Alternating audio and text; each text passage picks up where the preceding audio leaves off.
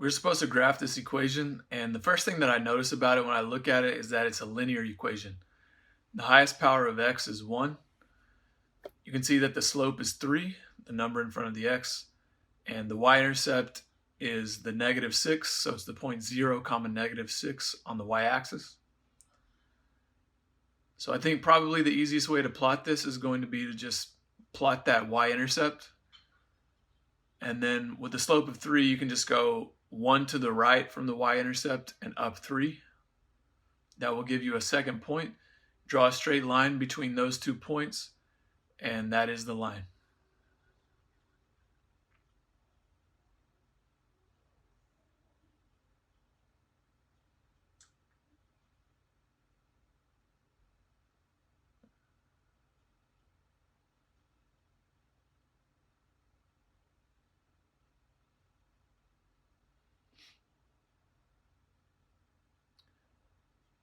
Since we're supposed to label 3 points, you can go over 1 more to the right, up 3 again.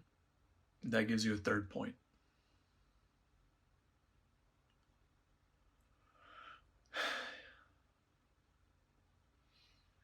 To graph this quadratic equation, I know the vertex is going to be the most important point on the graph.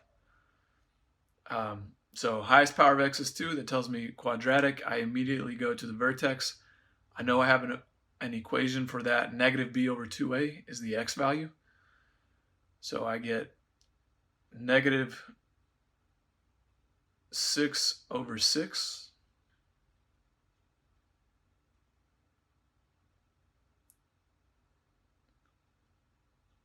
I'm sorry, minus -6 over 6. So x equals 1 is the x value for that vertex.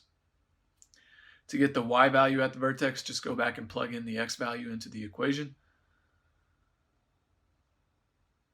You get y equals -1. We know that's the vertex. Also, the coefficient of x squared, that leading coefficient, is positive.